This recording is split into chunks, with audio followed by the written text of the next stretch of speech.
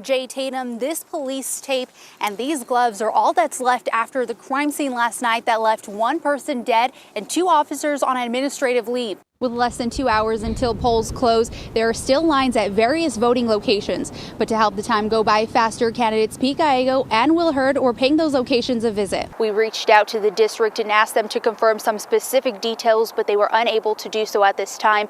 A spokesperson says they do believe this was an isolated incident. No matter how much material is surrounding this nuclear waste, whether it be metal or even concrete, it can eat through it. However, Waste Control Specialist says there will be engineers on site to make sure that that doesn't happen and for secure safety measures. The remains found yesterday and today have not officially been identified, but what search crews have gathered out here, it is enough evidence to move forward in the investigation in the connection to the disappearance of Zuzu Verk. In the past 16 years, at least one person has gotten into a car, but never made it to their destination alive. That's why TxDOT is taking small initiatives to help shed light on a bigger picture. I have a joke that I didn't even realize I was black until I moved to Odessa. If you're not in black skin, you don't understand some of the issues that we're dealing with right now. From Los Angeles, Renee Morris spoke about racial tension she's experienced since moving to Odessa 30 years ago, but she wasn't the only one. No, if a cop see me and I'm dressed the way I'm dressed, is he still gonna look at me like one of you? There comes a point where there's a lack of communication as far as the people in law enforcement. Born and raised in Odessa, 21-year-old Santos Uvele V shares similar concerns with Renee. If a cop pulls me over, I feel scared, and I know it's not supposed to be that way. If I see a cop, I'm supposed to be happy, and it should be just the same way around. If a cop sees me, he's supposed to, feel at ease. Is there racial profiling in our community? And we know that there is. But we don't want it to lead to what we have seen in our country. So let's have a conversation. And that's what happened Tuesday night. There were some problems that were revealed, but I think those are things that we can work on together. But it's important to hear directly from the people that you work for, because those are the folks that matter most. And as each person approached the mic with concerns, comments, and questions, Mayor Turner and Chief Burton listened, but the statements weren't exactly a surprise. In a general sense, of course, we were aware.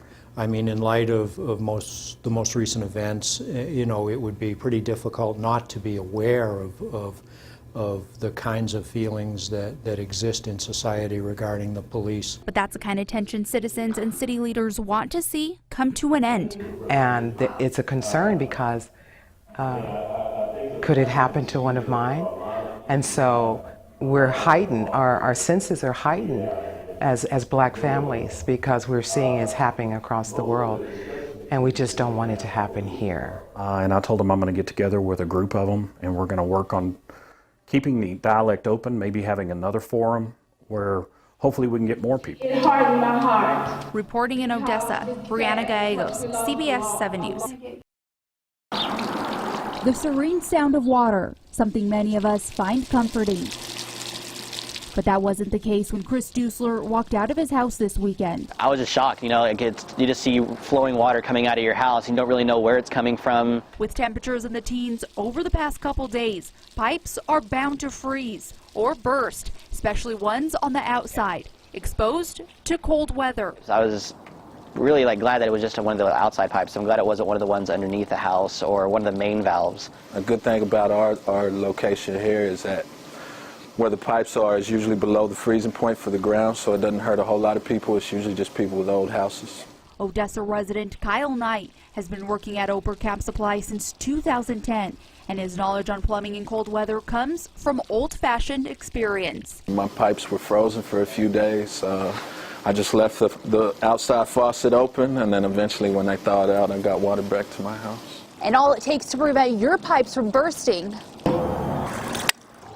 are a few easy steps. It's good to take extra precautions, maybe leave a faucet running at night. They always tell you to leave your water dripping whenever it freezes like this, and this is what can happen if you don't. So kind of learned our lesson there the hard way. Reporting in Odessa, Brianna Gallegos, CBS 7 News.